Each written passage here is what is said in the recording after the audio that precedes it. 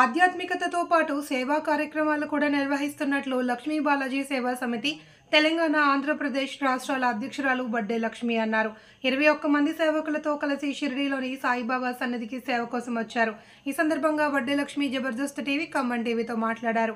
ఉమ్మడి తెలుగు రాష్ట్రాల్లో పాటు మహారాష్ట్ర, కర్ణాటక, తమిళనాడు రాష్ట్రాల్లో కూడా ప్రభాస్ సమితి ఆధ్వర్యంలో సేవలు అందిస్తున్నట్లు తెలిపారు. అమ్మ స్వామివారి గర్భాలయ ప్రాంగణంతో పాటు దేవాలయాల పరిధిలోని వివిధ విభాగాల్లో తాము 250 మంది సేవకులతో కలిసి సేవలు అందిస్తున్నట్లు లక్ష్మి వివరించారు.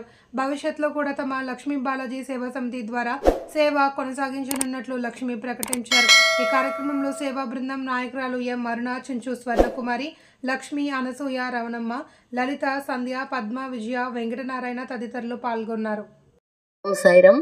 నా పేరు లక్ష్మి, మాది ఖమ్మం. శ్రీ లక్ష్మీ బాలాజీ సేవా సమితి సభ్యులు షిరిడీకి సేవకు పెట్టుకున్నాము. గ్రూపుకి వచ్చేసి ఇక్కడ 21 మంది అనమాట. షిరిడీలో సేవకి 21 మంది కూడా ఆ రోజు ప్రిపేర్ అయ్యి అందరూ సేవకు మేము పాల్గొంటాం, మేము పార్టిసిపేట్ చేస్తాం సేవలు అని చెప్పేసి 21 మంది పేర్లు ఇచ్చారు. కానీ అనివార్య కారణాల వల్ల 11 మంది రాలేకపోయారు.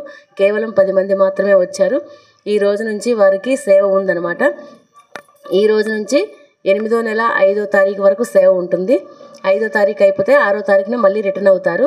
ఈ సేవ కల్పించిన బాబా వారికి సదా ఎప్పుడు కృతజ్ఞత కలిగి ఉంటాను.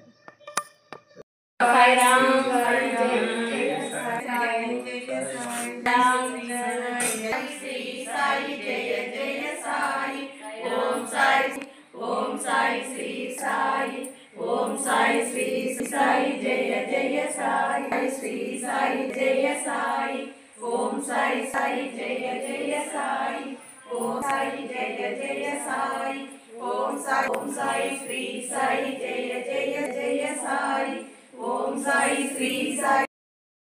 నా పేరు లక్ష్మి, మేము ఖమ్మం నుంచి వచ్చాము. ఇగో శ్రీ లక్ష్మీ బాలాజీ సేవా సమితి సభ్యులు ఇగో ఇలా సేవకు వచ్చారనమాట. వీళ్ళందరూ సేవకు వచ్చిన వాళ్ళు మన సమితి నుండి. షిరిడీలో అడుగు పెట్టాలి అంటే బాబా గారి అనుగ్రహం లేనిది ఎవ్వరం కూడా ఇక్కడికి రాలేము. ప్లస్ మళ్ళీ ఇంకోటి ఏంటంటే మన సాయి సదన్లో సేవ చెయ్యాలి అని అంటే మాత్రం ఖచ్చితంగా పూర్వజన్మలో బాబా గారితో కలిసి మనం కొనియాడిన నేలలు ఉంటేనే ఇలా ఉంటుందన్నమాట.